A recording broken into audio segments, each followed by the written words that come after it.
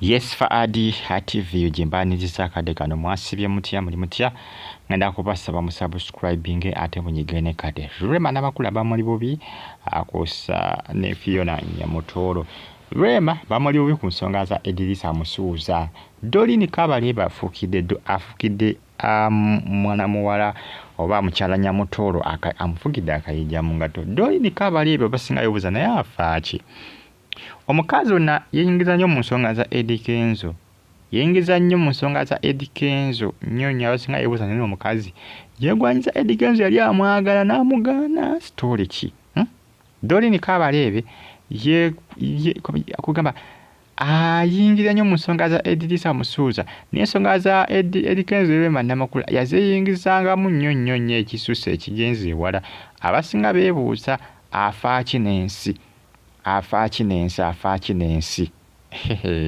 abasinga kati batambuza ebifaananyi bagamba mbu Rema simanyanga teyayinanga mpisa Rema yagobanga abantu ba Eddie Kenzo nti ate kati Nyamutoro ate ayaniriza buli omu Dolini Kabalebe yabitambuza ebyo byonna yabitambuza kati ssaawa zino avuddeyo ng'alumba Nyamutoro agamba nti omukazi bannaye bw'obaasa n'omusajja simanyanga ali traditional oba otuuse ku family mo abasinga beebuuze kati Dolini Kabalebe gwe gwani gwayogera ku by'obufumbo gwe abasinga bagamba Dolini Kabalebe aleka n'omulimu gwakola simanyanga gwakweryamu abasinga be bagamba ku mitimbagano egya social media abajayi balasite okumuyisaamu eggaali y'oyo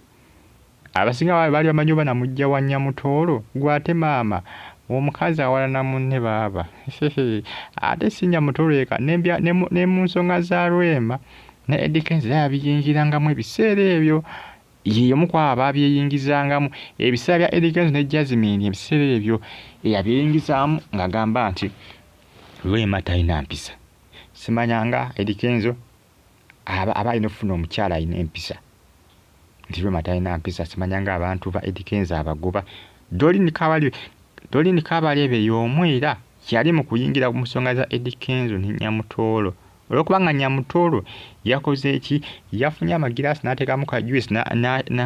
kugamba n'ategekera Eddie Kenzo n'abagenyi be ababadde bazze ewaka kati nze neebuuza buzibu ki obuli mu nsonga eyo ali okwasala omugambo Kabalebe simanyi abasinga babuuza Dolini Kabalebe oba afaaki n'ensi abasinga bakyebuuza buli muntu Eddie Kenzo gwafuna mukyala gwafuna amuyingiramu ate si gwe gusoose nze mwetegereza nnyo n'omukyala ono oyo mwegendereza nnyo ne ku Rema yamulumbanga ng'amwataakinga kati Eddie Kenzo yafunye Nyamutoro kati naye amuyingiramu mu kumulumba abasinga beebuuza kiki afaaki abasinga bakyebuuza subscribing onyige kade kubanga abasinga beebuuza bagamba kati buzibu ki obuli awo Nyamutoro okugamba okupreparinga ka juice n'akawa Eddie Kenzo n'abagenyi be buzibu ki obuli mu nsonga eyo era mukazi aba alina okukola emirimu aba ateekeddwa okugikola yawooza mbu mukazi simanyanga bw'ofumbirwa abasajja nga ba Eddie Kenzo mbu oba otuuse ku family mo bwatyo bwe yagamba Rema mbu talina mpisa ensonga lwaki mbu Eddie Kenzo yamusuulawo aba alina okufuna abakyala abalina empisa mbu nga ye mbu ye alina empisa asinga bagamba olina empisa nga olina mu kweryamu bwerya oli mu kuvuma Rema ye talina mpisa gamba ekiri ku social media abatiimu Rema bakola ki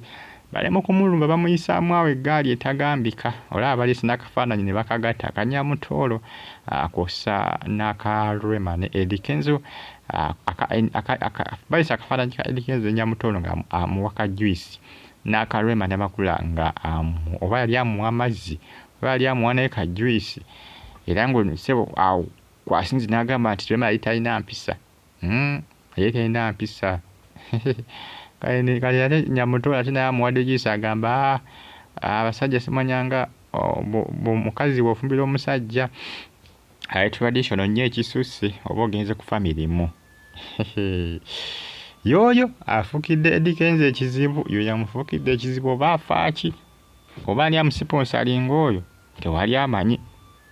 nze mbadde manyi nti oba yabikoma ku Rwema ate nga ne Rwema yakola kyamuluba nga Rwema nga tamwanukula. Ne ngamba ne maama basinga bagamba ne kunyamutole mutandiseeko ofaaki. Omusajja omwagala bw'omwagala genda omugambe awaseemu ggwe lekera okulumba banno. Yoyo Doreen Kabalebe oyo afuuse ekizibu oyo yalumba buli mukyala wa Eddy Kenzo gwafuna. Alumba Rwema Namakula, yalumba Rwema Namakula bannange. Ebiseera awo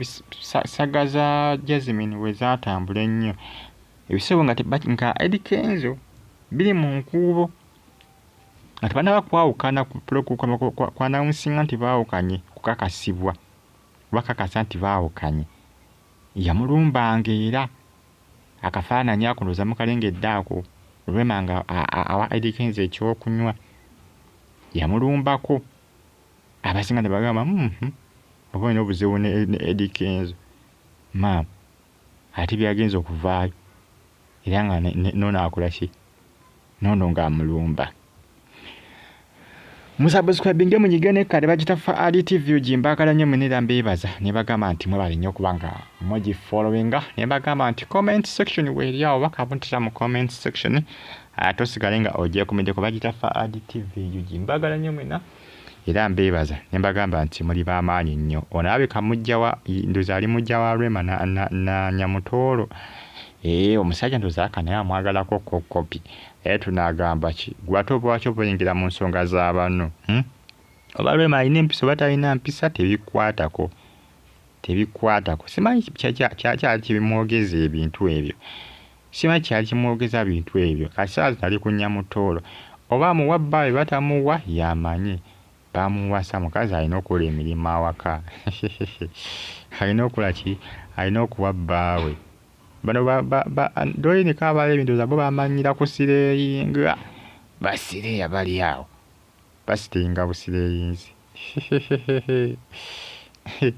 Like ngo comment nga tusubscribe ngo nyige nekkale bagitafa RTV mbagala nnyo mwena era mbebaza ne mbagamba nti muli b'amaanyi nnyo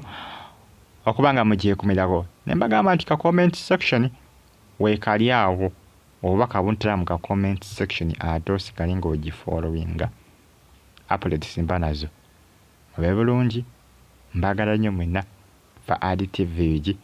yoyo Doreen Kabalebe afuukidde bana ekizibu.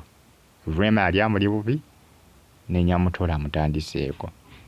Obe bulungi mbagala nnyo mwena fa RTV